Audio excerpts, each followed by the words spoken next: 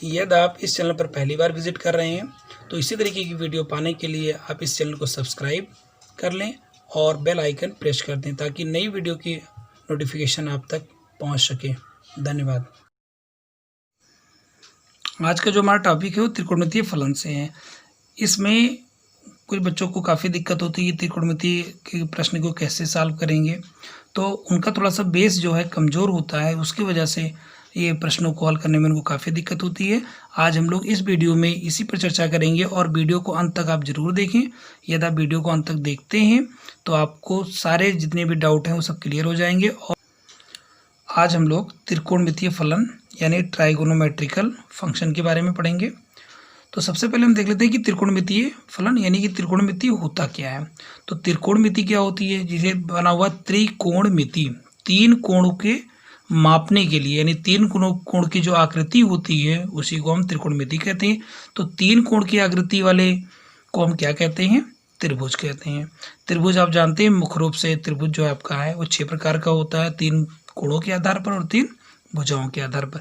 लेकिन हमें इस चैप्टर में समकोण त्रिभुज पे विशेष रूप से ध्यान देना है कि समकोण त्रिभुज को लेकर के ही सारे त्रिकोणमिति के फार्मूले और उस तरीके से बने हुए हैं। तो सबसे पहले देखते हैं कि कोणों के मापन की जो मुख्य 2 पद्धतियां प्रचलित हैं कौन कौन सी हैं। एक साष्टिक पद्धति है जिसको हम अंश में मापते हैं, यानी कि साष्टिक पद्धति में अगर हम कोण को माप रहे हैं तो उसे अंश में कहेंगे, और वृत्तीय पद्धति में अगर कोण को माप रहे हैं तो उसे हम रेडियन में मापेंगे। और पाई रेडियन बराबर होता है 180 अंश। आगे हम देखेंगे यहाँ पे त्रिकोणमितीय अनुपात के बारे में कि त्रिकोणमितीय अनुपात क्या होते हैं, ये कितने होते हैं। शायद आपको पता होगा त्रिकोणमितीय अनुपात कुल 6 होते हैं, लेकिन त्रिकोणमितीय अनुपात 6 ही क्यों होते हैं, आज हम लोग इस पर भी चर्चा करेंगे कि त्रिकोणमितीय अनुपात आपके 6 क्यों होते हैं। देखिए यहाँ पे एक समकोण त्रिभुज आपके सामने बना हुआ है, समकोण त्रिभुज ABC। समकोण त्रिभुज किसे कहते हैं, ऐसा त्रिभुज जिसका एक कोण 90 अंश का होता है समकोण त्रिभुज कहते हैं। समकोण त्रिभुज एक विशेष प्रकार का त्रिभुज होता है क्योंकि इसमें सभी भुजाओं का अपना एक नाम होता है। जो 90 अंश के सामने की भुजा होती है उसको हम कर्ण कहते हैं, जो सबसे बड़ी भुजा होती है उसे हम कर्ण कहते हैं, जो कि 90 अंश के सामने की भुजा यानी सम्मुख भुजा होती है। जिस कोण की हम चर्चा कर रहे होते हैं उस कोण की जो सम्मुख भुजा होती है उसको हम लंब कहते हैं, और जो एक बची हुई भुजा होगी उसको हम आधार कहेंगे। इन तीनों जो आपका भुजा है, लंब है, कर्ण है और आधार है, इन तीनों भुजाओं में एक संबंध होता है जिसे हम बोधायन प्रमेय या पाइथागोरस प्रमेय कहते हैं, यानी कर्ण स्क्वायर बराबर लंब स्क्वायर धन आधार स्क्वायर। इसको हम लेकर ऐसे लिख सकते हैं, कर्ण हमारा AC है तो AC का स्क्वायर, लंब हमारा जो है BC है तो BC square plus AB square, यानी AC स्क्वायर बराबर BC square plus AB square होगा। ये आप पढ़ चुके हैं, पहले भी जानते हैं पाइथागोरस प्रमेय क्या होते हैं। यानी किसी समकोण त्रिभुज की बड़ी भुजा का वर्ग शेष दोनों भुजाओं के वर्गों के योग के बराबर होता है, इसे हम पाइथागोरस प्रमेय कहते हैं। अब अगर हम ये कहें कि जो हमारे पास 3 भुजाएं दी हुई हैं, लंब है, आधार है और कर्ण है, इनमें किन्हीं 2 भुजाओं की तुलना करिए और कितने प्रकार से इसको हम तुलना कर सकते हैं। तो यहाँ देखें, लंब और आधार की अगर तुलना कर लें, लंब और आधार मैंने कर लिया एक। हम आधार और लंब की तुलना कर लें, आधार और लंब की कर लें, लंब और कर्ण की कर लें, तो लंब और कर्ण, L का मतलब लंब और K का मतलब कर्ण यहाँ मानेंगे। और अगर हम कर्ण और लंब का कर लें, अब अगर आधार और कर्ण का करें, आधार और कर्ण का, और कर्ण और आधार का करें, तो कुल मिलाकर के आप देख रहे हैं यहाँ पे कि हमें 6 प्रकार के अनुपात मिल रहे हैं। यहाँ पे कुल हमें 6 प्रकार के अनुपात मिल रहे हैं, 1 2 3 4 5 6। इन्हीं को हम त्रिकोणमितीय अनुपात कहते हैं। इसीलिए त्रिकोणमितीय अनुपातों की संख्या 6 ही होती है, 6 से न ज़्यादा और न 6 से कम।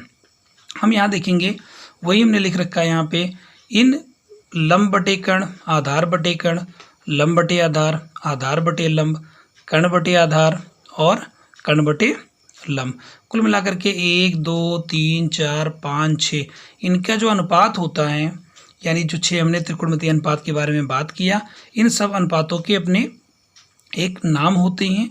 जैसे लंब बटे कर्ण को हम साइन थीटा कहते हैं, आधार बटे कर्ण को हम कॉस थीटा कहते हैं, लंब बटे आधार को हम टैन थीटा कहते हैं और आधार बटे लंब को हम कॉट थीटा कहते हैं। इसी तरीके से कर्ण बटे आधार को हम सेक थीटा कहते हैं और कर्ण बटे लंब को हम कॉसेक थीटा कहते हैं। अब बात आती है कि इसको हम याद कैसे करें इस तरीके से। तो इसमें याद करने का सबसे बढ़िया तरीका है कि आपको ये याद कर लेना है ट्रिक कि लाल बटे कका यानी LAL अपॉन KKA।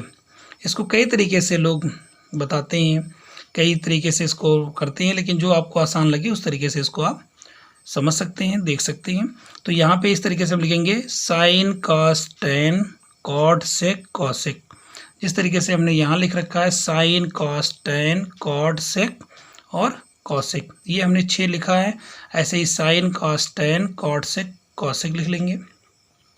अगर पूछा जाए साइन थीटा तो L का मतलब यहाँ लंब है, K का मतलब कर्ण है, तो लंब बटे कर्ण हो गया। कॉस थीटा का मतलब आधार बटे कर्ण, टेन थीटा का मतलब लंब बटे आधार, कॉट थीटा का मतलब आधार बटे लंब, सेक थीटा का मतलब कर्ण बटे आधार और कॉसेक थीटा का मतलब कर्ण बटे लंब। इसको इस तरीके से आप समझ सकते हैं कि अगर 3 आपके साइन कॉस टेन ये मुख्य होते हैं, इन्हीं का व्युत्क्रम आपका कॉसेक सेक और कॉट होता है। यानी टेन थीटा बराबर अगर लंब बटे आधार है तो कॉट थीटा बराबर आधार बटे लंब है, कॉस थीटा आधार बटे कर्ण है तो सेक थीटा कर्ण बटे आधार है, साइन थीटा लंब बटे कर्ण है तो कॉसेक थीटा कर्ण बटे लंब हो जाएगा। इस तरीके से साइन कॉस टेन का व्युत्क्रम क्रमशः कॉसेक सेक और कॉट थीटा होता है। आप एक यहाँ पे ये भी देख लेंगे कि साइन थीटा बटे कॉस थीटा आपका टेन थीटा होता है और कॉस थीटा बटे साइन थीटा बराबर कॉट थीटा होता है। इसको इस तरीके से भी समझा जा सकता है कि जो आपका टेन थीटा लिखा हुआ है, टेन थीटा बराबर लंब बटे आधार, अगर आप लिखना चाहें तो ऐसे भी लिख सकते हैं कि टेन थीटा बराबर जो लंब बटे आधार है, इसको लिख दें आप कि लंब बटे कर्ण बटे आधार बटे कर्ण, यानी दोनों में कर्ण से भाग कर दें तो लंब बटे जो कर्ण आपका है वो साइन थीटा हो जाएगा और आधार बटे कर्ण जो है वो कॉस थीटा हो जाएगा। इस तरीके से हम कह सकते हैं कि हमारा जो टेन थीटा होता है वो साइन बटे कॉस होता है। इसी तरीके से आप कॉट थीटा का भी लिख सकते हैं, कॉस थीटा बटे साइन थीटा होता है। आगे हम देखेंगे कि जो हमारे 3 मुख्य सूत्र हैं, sine square theta plus cos square theta बराबर 1, 1 प्लस टेन स्क्वायर थीटा बराबर सेक स्क्वायर थीटा, ये 1 प्लस कॉट स्क्वायर थीटा बराबर कॉसेक स्क्वायर थीटा, ये कैसे प्राप्त हुआ है। तो इसको इसका निगमन करने के लिए बहुत सारे मेथड हैं, लेकिन हम जो जानते हैं यहाँ पे कि पाइथागोरस प्रमेय क्या है, उसी के आधार पर हम लोग बहुत बड़ी आसानी से इसका निगमन कर सकते हैं। तो पाइथागोरस प्रमेय हमारा क्या है, चलिए देखते हैं यहाँ पे कि कर्ण स्क्वायर बराबर होता है लंब स्क्वायर धन आधार स्क्वायर, या लंब स्क्वायर धन आधार स्क्वायर बराबर कर्ण स्क्वायर।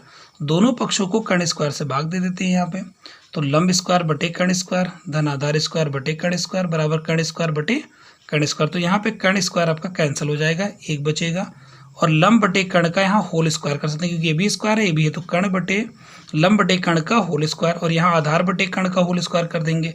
और आप पढ़ चुके हैं कि लंब बटे जो कर्ण हमारा होता है वो साइन थीटा होता है, तो साइन स्क्वायर थीटा, और आधार बटे कर्ण जो है वो कॉस थीटा होता है, तो कॉस स्क्वायर थीटा। तो साइन स्क्वायर थीटा धन कॉस स्क्वायर थीटा बराबर 1, ये आपका फार्मूला मिल गया, sine square plus cos square बराबर 1।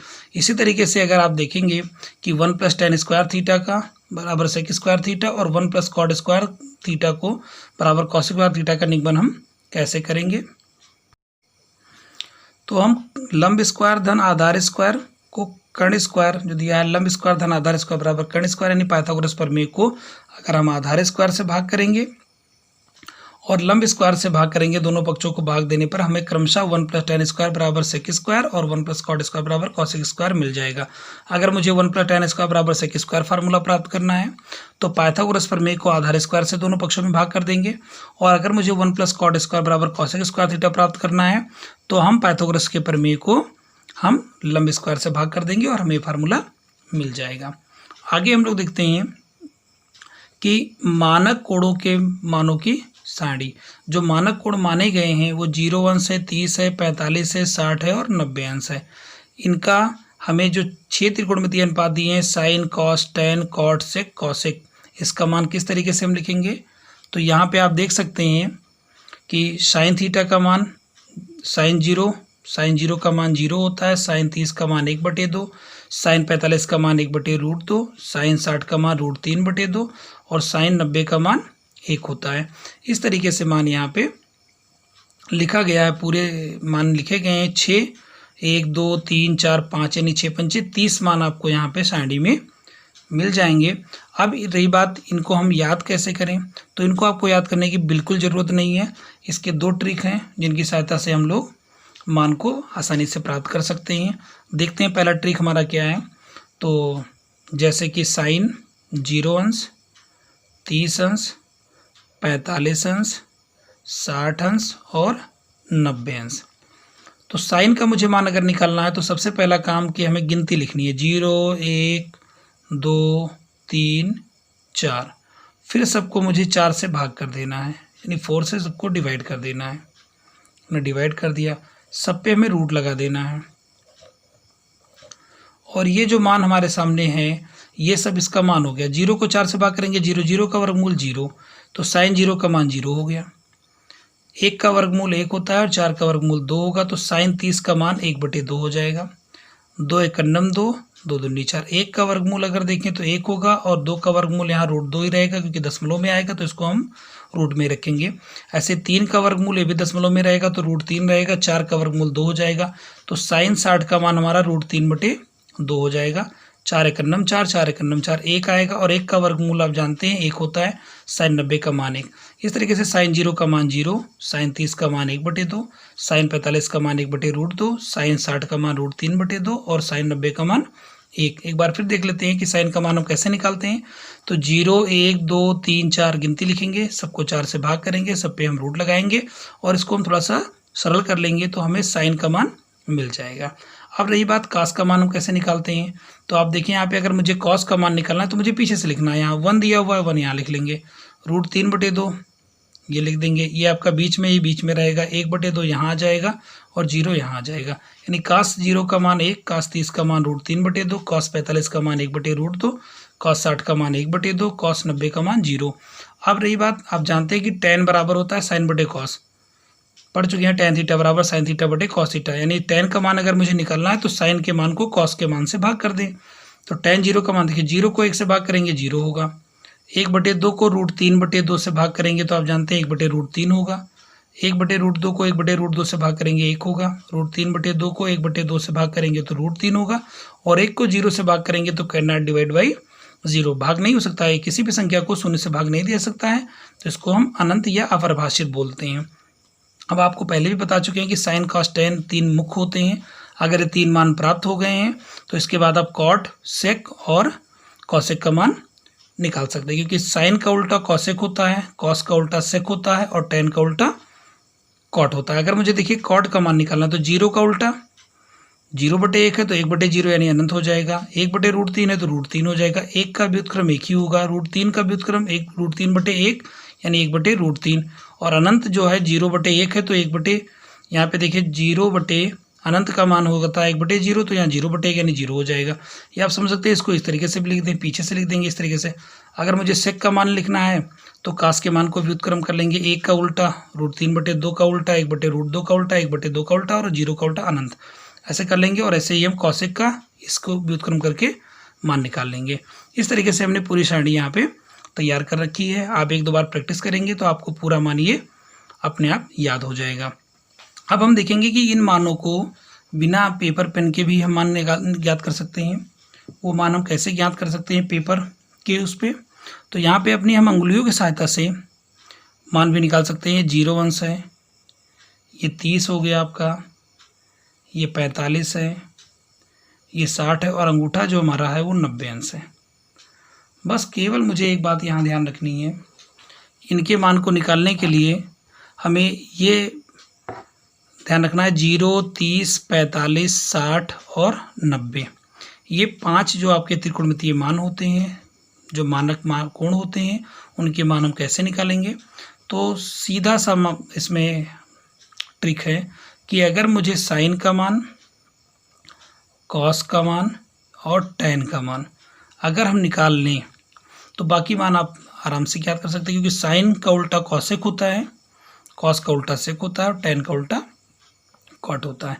तो देखिए साइन का मान निकालने के लिए हमारे पास क्या ट्रिक है, हमें साइन का जिस कोण पे निकालना है उसके नीचे की उंगलियों को हमें काउंट कर लेना है कि कितना है।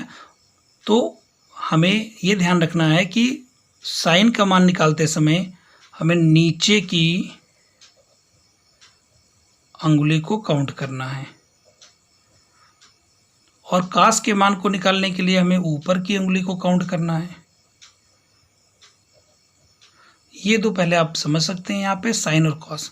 तो देखिए सबसे पहले हमें साइन का मान अगर निकालना है, अब अगर बात है कि साइन 45 का मान क्या होगा, तो आप देखिए साइन 45 ये है, इसके नीचे की उंगलियों की संख्या 2 है आपके पास, तो इनको आपको √2 कर देना है।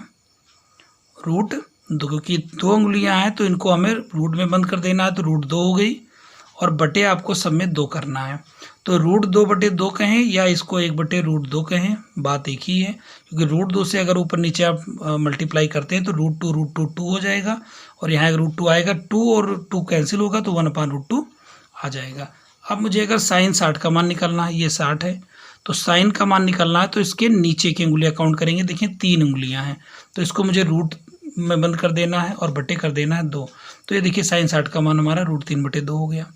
अब बात आती है अगर साइन 90 का मान मुझे निकालना है, तो ये 90 अंश है, इसके नीचे अगर देखें तो कितनी उंगलियां आपकी 1 2 3 4 हैं, तो इसको भी मुझे √4/2 करना है। √4 यानी कि 2 हो जाएगा, बटे 2, इसका मान 1 आपके सामने आ गया। तो साइन 90 का मान हो गया।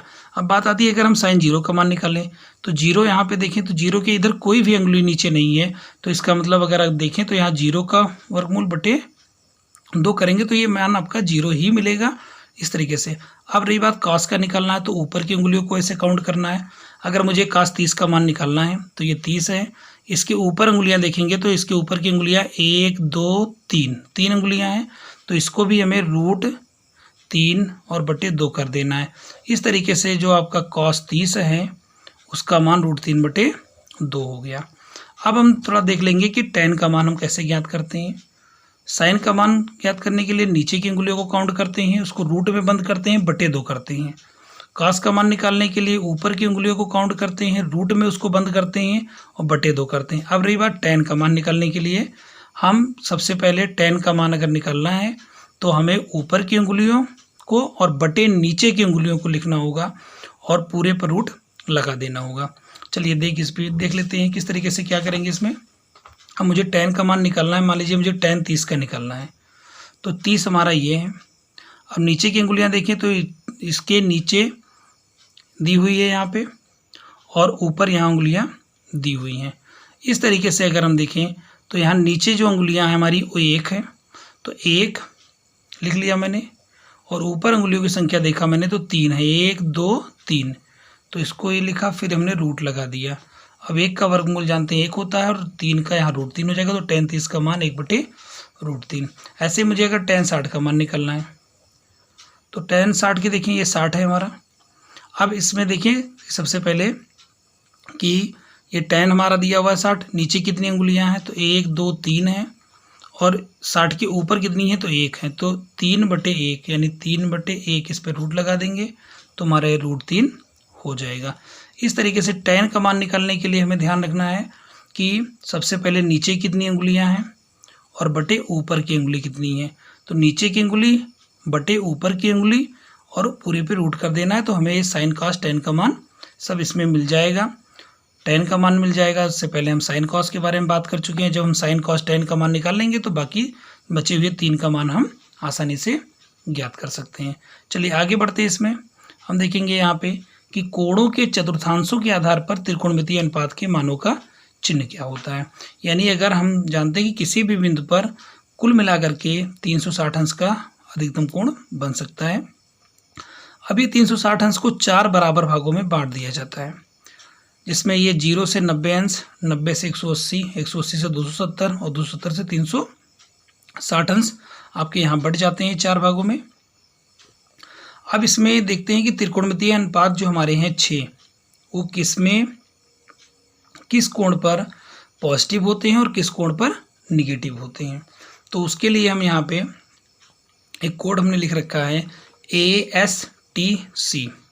ASTC इसको ऐसे याद रखना है, आओ सीखें त्रिकोणमिति केमिस्ट्री।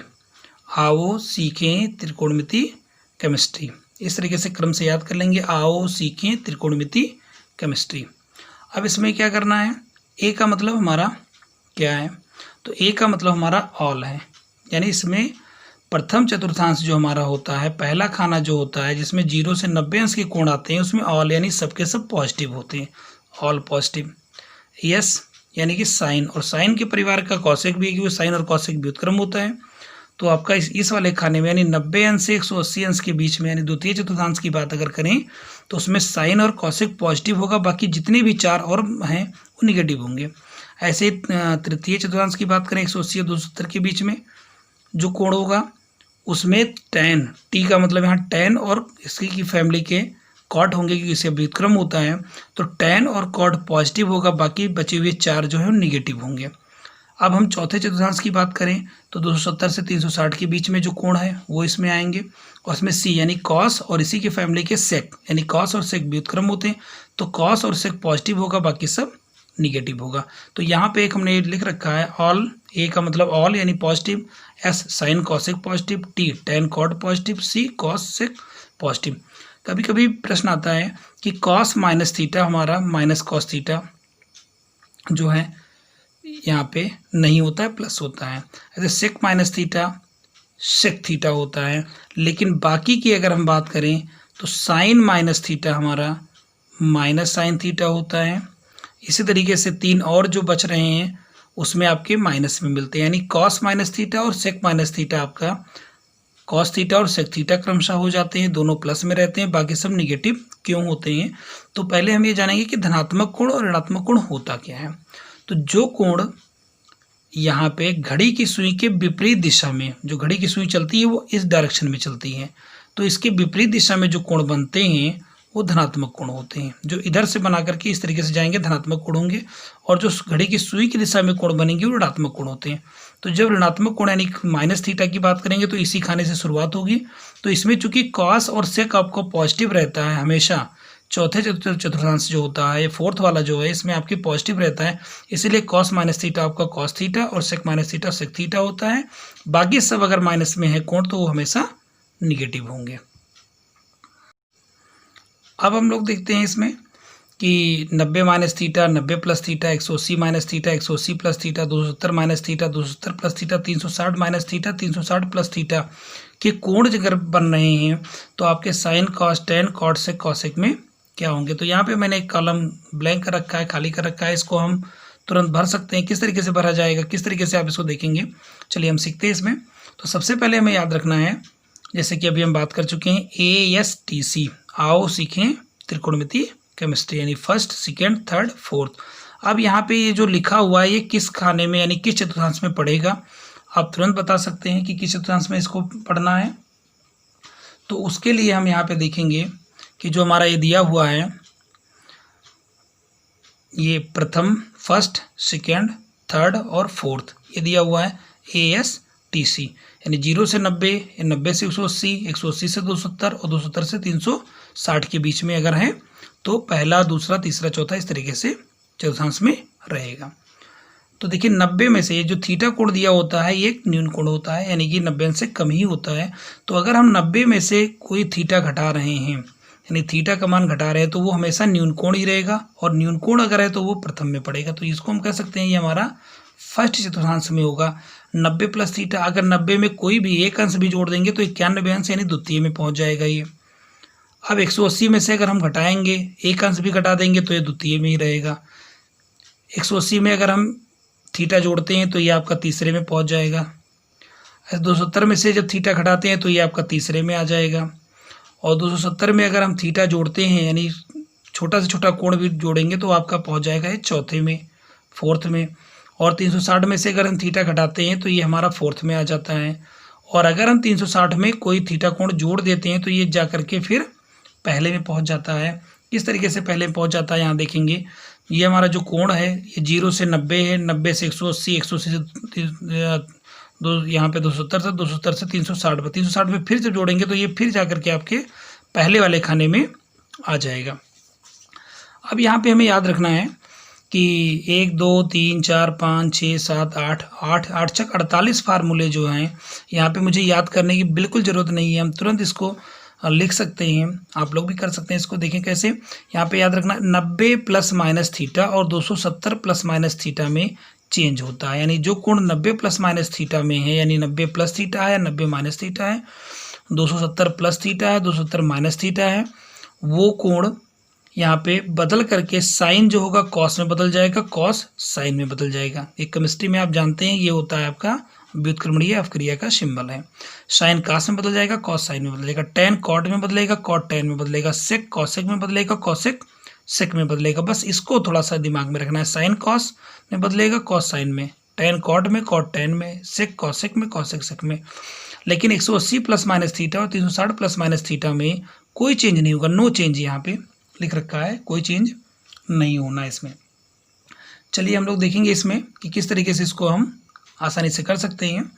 तो आप देखें यहाँ प्रथम में यानी फर्स्ट में ए मतलब ऑल, सबके सब पॉजिटिव होंगे। यानी इस खाने में जितने भी त्रिकोणमितीय मान आएंगे, अनुपात आएंगे, वो सबके सब धनात्मक होंगे। प्रथम में जो है वो ए का मतलब ऑल, सब पॉजिटिव होगा।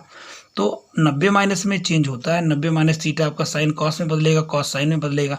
तो देखिए यहाँ कॉस साइन दिया हुआ, तो ये बदल करके हो जाएगा कॉस में। यानी अगर हम कहें कि साइन 90 माइनस थीटा तो आपका कॉस थीटा हो गया। कॉस बदल जाएगा साइन में, टेन बदल जाएगा कॉट में, कॉट बदल जाएगा टेन में, सेक बदल जाएगा कॉसेक में, कॉसेक बदल जाएगा सेक में। ये हमारा देखिए 6 फार्मूला तुरंत तैयार हो गया। अब 90 प्लस में भी देखें तो वही होगा, क्योंकि 90 प्लस में है तो साइन कॉस में बदलेगा, कॉस साइन में बदलेगा। तो यहाँ भी आप देखें तो यहाँ पे ये कॉस आपका रहेगा, साइन रहेगा, कॉट रहेगा, क्योंकि टेन है तो कॉट हो गया। कॉट इसको हमें ध्यान रखना है, यहाँ पे इस वाले से मतलब नहीं रखना है। कॉट हमारा टेन हो जाएगा बदल करके, सेक हमारा कॉसेक हो जाएगा और कॉसेक हमारा सेक हो जाएगा। लेकिन देखिए द्वितीय चतुर्थांश की बात हो रही है। द्वितीय में आपके यस यानी साइन और कॉसेक पॉजिटिव है, बाकी सब निगेटिव है। तो यहाँ पे ये ध्यान रखना है, ये साइन है आपका, ये साइन है और ये कॉसेक है। तो ये कॉसेक, ये साइन, ये पॉजिटिव रहेगा, बाकी सब निगेटिव कर देना है आपको ऐसे। यानी अगर देखिए sine 90 plus theta cos theta, cos 90 plus theta minus sine theta, tan 90 plus theta minus cot theta, cot 90 plus theta minus tan theta, sec 90 plus theta minus cosec theta और cosec 90 plus theta sec theta हो जाएगा।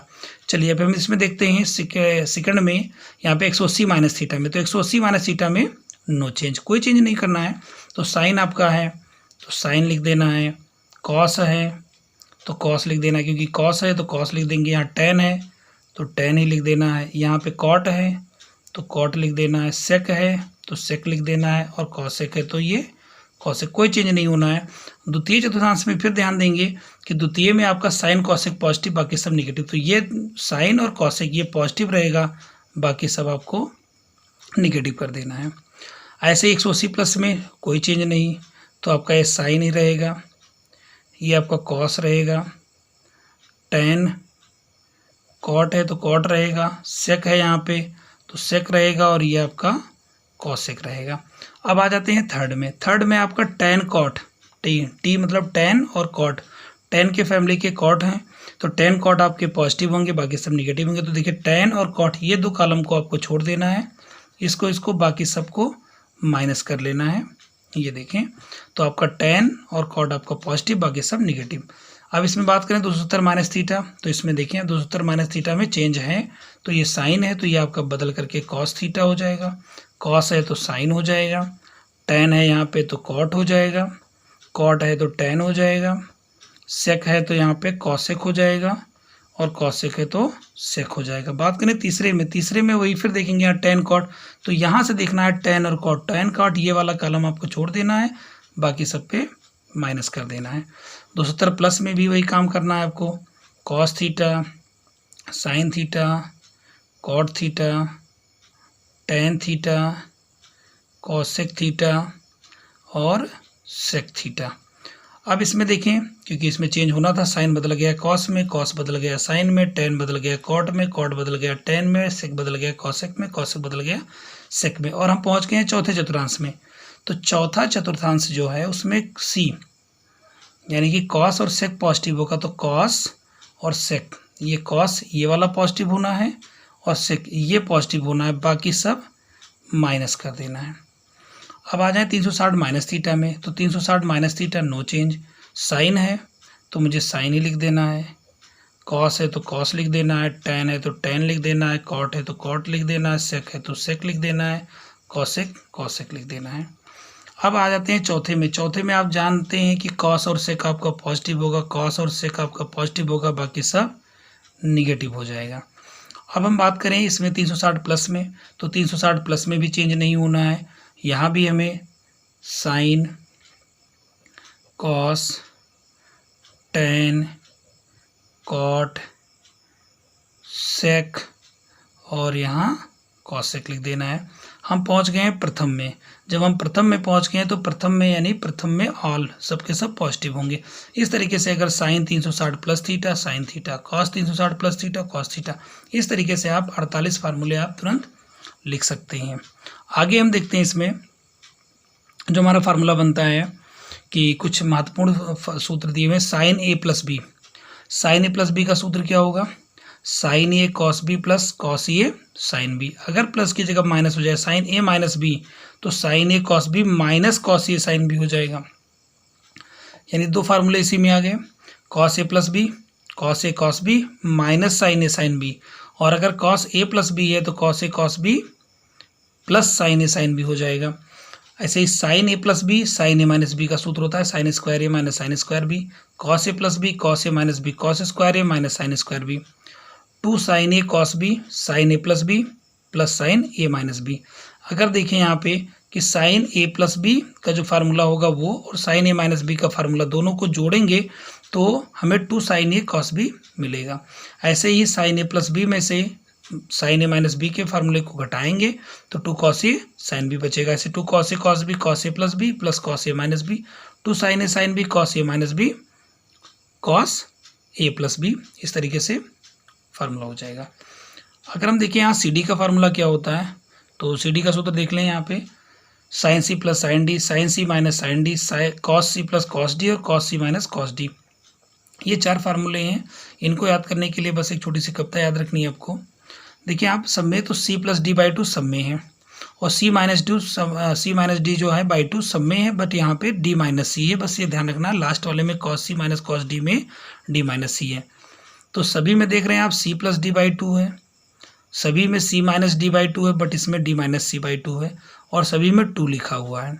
तो बस याद रखना sign जुड़े, ये sign sign यहाँ पे क्या हो रहा है, जुड़ रहा है, तो साइन जुड़े तो साइन कॉस, ऐसे साथ में लिखेंगे। साइन जुड़े तो साइन कॉस, साइन घटे तो कॉस साइन, और कॉस जुड़े तो कॉस कॉस, और कॉस घटे तो साइन साइन। बस ये थोड़ा सा याद रखना, साइन जुड़े तो साइन कॉस, साइन घटे तो कॉस साइन, कॉस जुड़े तो कॉस कॉस और कॉस घटे तो साइन साइन, लेकिन यहाँ पे डी माइनस सी बाई 2 है। वीडियो को पॉज करके इन सारे फार्मूले को आप नोट कर लेंगे और हम अगले वीडियो में प्रश्नों को हल करेंगे।